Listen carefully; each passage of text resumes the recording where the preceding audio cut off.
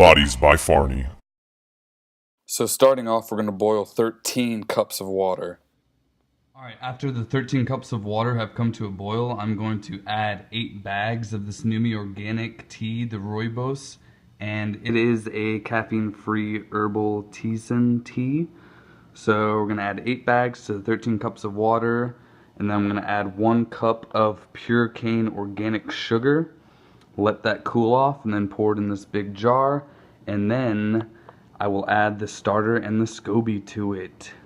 Alright, so I got the water to a boil, and now I am letting the tea bag steep for about 5 minutes. That's why I set the timer for 5 to 6 minutes is what they recommend. I chose this Numi tea because it is non-GMO verified. There's also no artificial colorings or artificial flavors or natural flavors. Also, there's no harmful packaging. The packaging is biodegradable, so some tea bags actually have harmful plastics that they use in them. And yes, that means you're basically going to be consuming plastic when you do use those. So keep that in mind when you are buying a brand of tea bags. That Numi and traditional medicinals are both very good quality teas with good quality tea bags, because you don't want to be consuming those plastics and what other chemicals that some tea bags are composed of. Alright, now that the tea bags have steeped, I'm going to add 1 cup of organic sugar to the mix. Mix that up, let it cool down, and I'm going to throw it in the big jar. Alright, so I got the 13 cups of tea finally at room temperature to cool down, and now I'm about to add the SCOBY and the rest of the starter to it. It's important that you let it get to room temperature, or else it can kill the SCOBY. Live bacteria. Clean my hands very well, making sure I don't make it mold or anything. You are watching Bodies by Farny. There we go. Feels like a nice little gelatinous material. Pour this in there.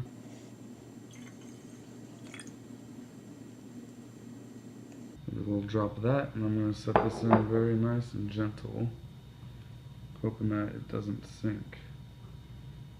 But if it does, it's okay.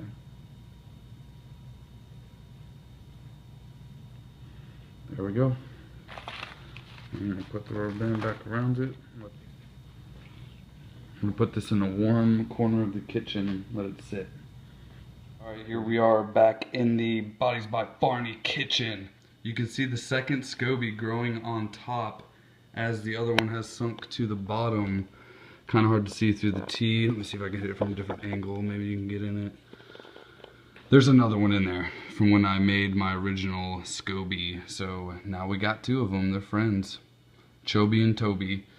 We're going to pour that into this pitcher, which we're then going to pour into these bottles once we mix this fruit juice with it. So we're going to be making pineapple flavored kombucha, ginger, watermelon, and strawberries. All certified organic by the USDA. And we're going to use my Breville juicer to juice those. Alright, so we're going to start by pouring this into this pitcher. Make it a little more easier to pour into each individual bottle.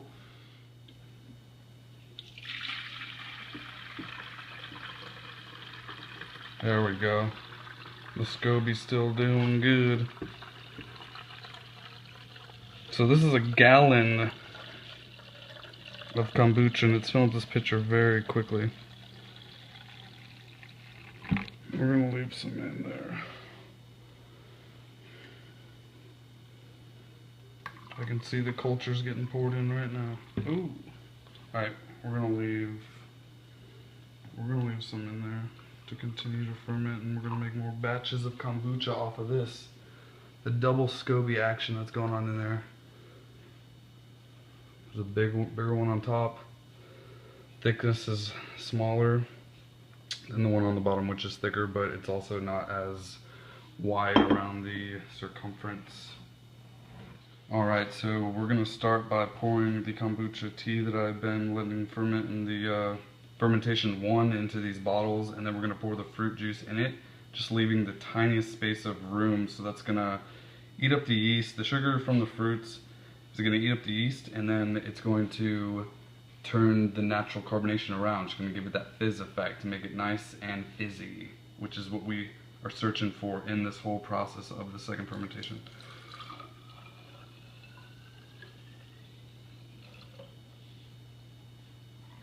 Alright. This pitcher is perfect for pouring this.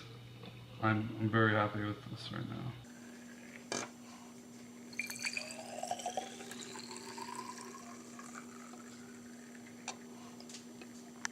This is kind of trial and error. We're going to use different amounts of juice and different ones and see kind of what works better for my first time. So we just filled up these 6 bottles with kombucha. I did leave a little bit in our big jar over here so we can make another batch of kombucha with that. And with what's left here, about to juice these different fruits, and then we're going to pour that in there, seal them up, pop them in the fridge, and let them ferment for about a day or 2, maybe 3. We'll see how it goes. We're going to start off with the strawberries. Take a look at those beauties. Here we go. Check this out. Watch these beauties being juiced. There we go.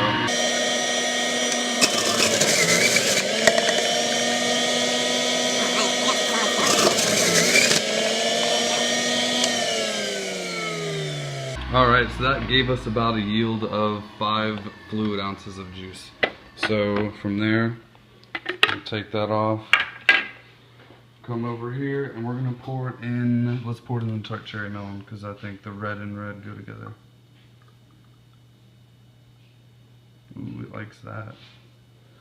So as you can see, I'm just leaving a tiniest bit of space. It's kind of hard to see because there's bubbles in it too, but it's going to be good. So I'm going to pour the rest of it into this tart cherry juice. And this one probably has a slight amount more sugar than the other one, but that's okay. So, just going to give it barely any room to breathe. Want it airtight. That's probably good. And then I'm going to drink the rest of this. That was awesome. Alright. So now, let's seal both of these, pop them in the fridge. Next, we're doing watermelon. Here we go. Get the juicer running.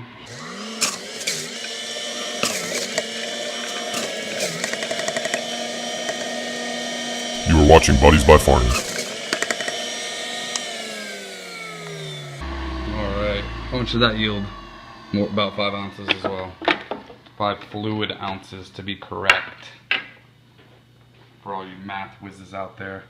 We're going to do this one in our green and purple bottle. It's already getting the effect already. There we go. Beautiful.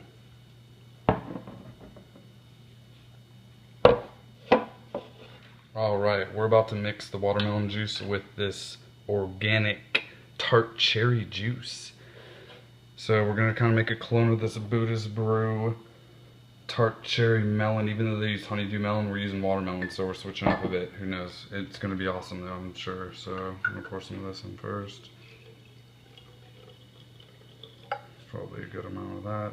Let's do a little more just for fun. This one's going to eat a lot of sugar. And the rest of the watermelon.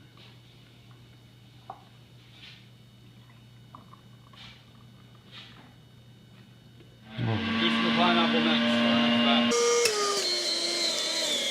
So the pineapple juice yielded 10 fluid ounces, and we're about to pour that into one of the bottles, and then we're gonna make our last bottle a straight ginger flavored kombucha.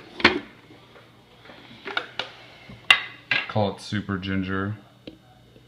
Ooh, this is frothy. I better keep, well, yeah. I'm gonna keep the froth guard on for this one. So we're just going straight to pineapple juice. There we go. I'd like to say that's pretty filled at the top, so we're gonna let that one seal it tight.